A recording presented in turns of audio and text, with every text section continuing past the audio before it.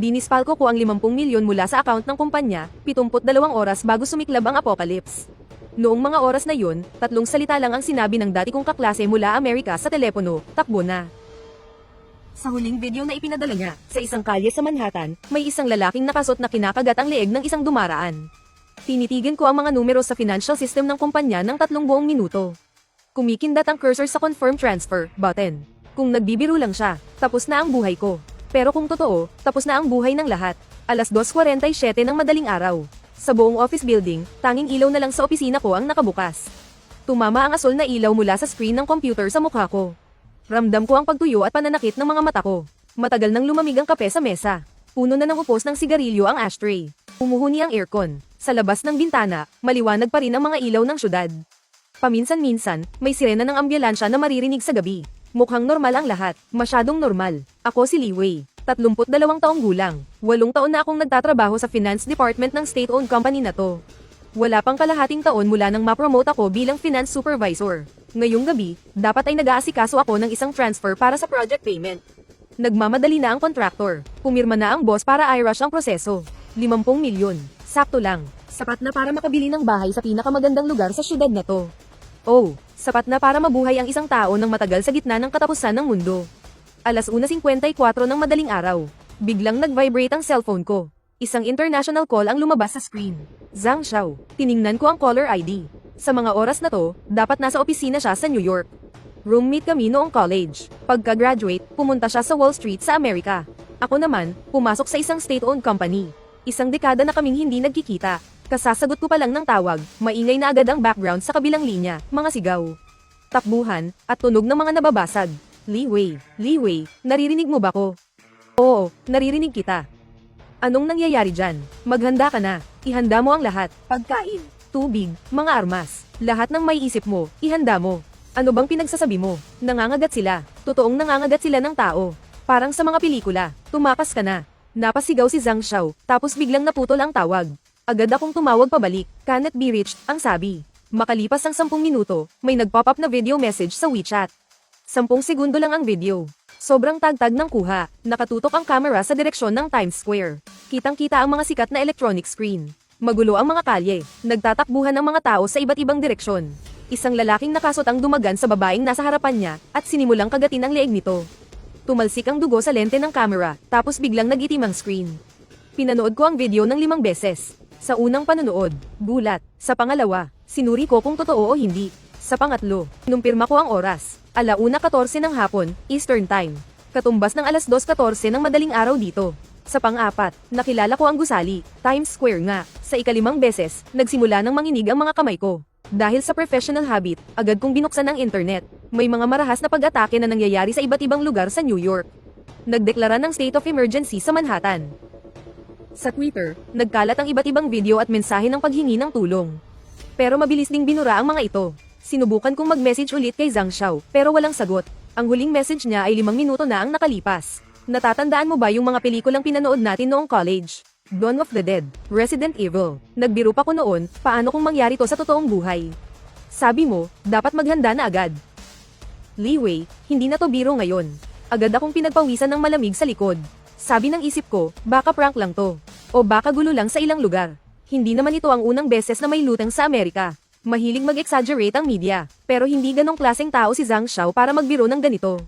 Nagtatrabaho siya sa Goldman Sachs. $1 milyong ang sweldo niya taon-taon. Wala siyang dahilan para takutin ako sa gitna ng gabi. Pinatay ko ang video. Nanginginig ang mga kamay ko. Pwedeng maniwala ako sa kanya. At kumilos na ngayon. O pwedeng isipin kong biro lang to. At pumasok bukas na parang walang nangyari. Ang problema, kung totoo ngang may nangyayari, magkakaroon pa ba ng bukas? Nagbukas ako ng ilang news websites. Halos walang balita tungkol dito sa Amerika. Iilan lang ang mga balitang hindi gaanong pansinin. Isang ospital ang pansamantalang isinara. Isang lugar ang nagpatupad ng traffic control. Maingat ang mga salitang ginamit. Hindi maipaliwanag. Pansamantala, precautionary measures. Pero sa comment section, nagkakagulo na. May nagsabing nakakita sila ng mga kakaibang pasyente. May nagsabing isang buong block daw ang isinara. May nag-post din ng malabong video. Pero mabilis ding binura. Nag-login ako sa financial system ng kumpanya. Tinitingnan ko yung 50 million na nakapending para sa transfer. Ang tatanggap ay ang corporate account ng construction company. Kumpleto na ang lahat ng papeles. Nandoon na rin ang electronic signature ng boss ko. Kailangan ko lang i-click ang confirm, at papasok ang pera bukas ng umaga. Nagbukas ako ng isa pang window. Inilagay ko ang impormasyon ng personal account ko. Mabigat na krimen to. Embezzlement. Napakalaki ng halaga. Hindi bababa sa 10 taon ang kulong. Mawawala sa akin ang lahat. Ang trabaho ko. Ang kalayaan ko. Hindi na may angat ng mga magulang ko ang ulo nila dahil sa akin. Tapos na ang buhay ko. Naalala ko yung nangyari noong early 2020. Sino ba ang mag-aakala noon? Na isang mukhang ordinaryong virus lang ang magpapabago sa buong mundo. Sinong mag-aakala na magiging mas mahalaga pa sa ginto ang face mask? Sinong mag-aakala na magiging luxury ang paglabas ng bahay? Paano kung mas malala pa to ngayon? Paano kung sa pagkakataong ito hindi isang virus? Nakalutang ang mga daliri ko sa ibabaw ng keyboard. Kailangan ng 8 pindot para burahin ang original na account. Kailangan ng 16 para i-type ang bago. 3 click para kumpirmahin. Sa kabuuan, 27 galaw. 27 galaw na babago sa buong buhay ko. May narinig akong mga yabag sa hallway. Yung cleaning lady, tinutulak ang cleaning cart niya. Ito ang oras ng paglilinis niya araw-araw. Pagkatapos niyang maglinis, mga alas 3:30 na siguro. Huminga ako ng malalim. Sinimulan kong burahin ang original account. Isang numero. Parang may sariling isip ang mga daliri ko, mekanikal na tumitipa. Nang matapos kong i-type ang sarili kong account, parang ang dayo ng mga numero sa screen. Account ko yun, pero ang magiging laman nun ay isang halaga na hindi ko kailanman inakala sa buong buhay ko. Kumpirmahin ang transfer. Ilagay ang password. Final confirmation. Alas 2:47 at 16 na segundo. Transfer successful. 50 milyon. Pumasok na. Agad kong sinimulang linisin ang mga bakas. Burahin ang operation logs. Ay clear ang cache. Hindi nito may tatago lahat, pero at least, mapapatagal nito ang pagtuklas hanggang Lunes. Biyernes ngayon ng madaling araw. Ibig sabihin, mayroon akong halos 72 oras. Nang patayin ko ang computer. Basang-basa ng pawis ang palad ko. Kinuha ko ang cellphone ko. Nag-text ako kay Zhang Xiao. Handa na. Huwag mong sasabihin kahit kanino.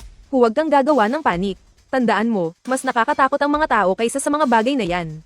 Habang nag-aayos ako ng gamit, dumaan ang cleaning lady sa tapat ng opisina ko, tulak-tulak ang cart niya. Siguro mga 50 anyos na siya, pagod ang itsura. Nagulat siyang makita na nandoon pa ako. Bakit ang gabing-gabi na hindi ka pa umuwi? May hinahabol lang na project. Katatapos lang. Sinubukan kong gawing normal ang boses ko. Kayong mga bata, mag-ingat din kayo sa katawan nyo, ha? Umiling lang siya at nagpatuloy sa pagtulak ng cart. Nilock ko ang opisina. Naglakad ako papunta sa elevator. Ang haba ng hallway, parehong madilim ang mga opisina sa magkabilang gilid. Ang distansyang dati normal lang sa akin, ngayong gabi, parang wala nang katapusan. Rinig na rinig ko ang alingaw ng mga yapak ko. Naririnig ko ang pag-ugong ng dugo sa mga tainga ko. Ramdam ko ang panlalamig ng likod ko. Habang pababa ang elevator, pinanood ko ang pagpalit ng mga numero. 16, 22, 21. Bawat palapag na binababa, pakiramdam ko isang hakbang papalapit sa bangin. Pero ang nakapagtataka, bukod sa takot, mayroon ding pakiramdam ng kaluwagan. Naitapon na ang dice, bangin man o arca, at least, ako ang pumili. Paglabas ko ng building, sumalubong sa mukha ko ang malamig na hangin ng madaling araw. May ilang taxi pa sa kalsada. Bukas pa ang ilaw sa convenience store. Ang normal ng lahat, sobrang normal, na parang may iyak ka. Kinuha ko ang cellphone ko at nagsimulang mag-search. Saan makakabili ng blast-proof doors? Saan may malakihang supply ng emergency goods? Saan may generator? 72 oras. Kung ito na ang huling 72 oras ng kalayaan ko, ay lalaan ko ang lahat ng yun sa paggawa ng isang doomsday fortress. Kung mali ako, magsisisi na lang ako sa kulungan. Pero kung tama ako, habang nagmamaneho pa uwi, may late night show sa radyo. Nagkukwento ang host ng mga urban legend. Pinatay ko ang radyo. Sapat ng kakatwa ang mundong ito, hindi na kailangan ng dagdag na kwentuhan. Alas 4 ng madaling araw, nakaupo na ako sa loob ng isang inupahang van. Tinitingnan ko ang siksik ang listahan ng bibilhin sa cellphone ko. Galing ako sa isang 24-hour car rental shop. Tinitingnan ako ng staff ng may pagtataka. Isang middle-aged na lalaking nakasuot ng gusot na polo. Nagrenta ng malaking truck sa madaling araw, at para pa sa 3 araw.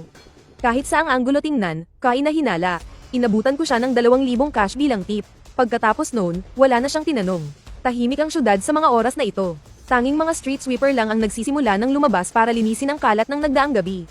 Ang una kong pinuntahan ay ang bagsakan ng construction materials sa kanluran ng syudad. Kahit hindi pa bukas, alam kong may ilang may-ari na doon na mismo sa tindahan nila nakatira.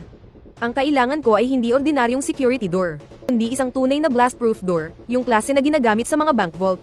Naghintay ako sa labas ng kalahating oras. Sa wakas, may nakita akong isang tindahan na umilo. Ang apelyido ng may-ari ay Chen, mga 40 anyos. Lumabas siyang nakapijama at baka sa mukha ang pagkainis. Boss, ang aga mo naman. Emergency. Inilabas ko agad ang cellphone ko. Kailangan ko ng pinakamagandang blast-proof door. Yung A-class certified, kayang pigilan ng pagsabog at hindi basta-basta mabubuksan.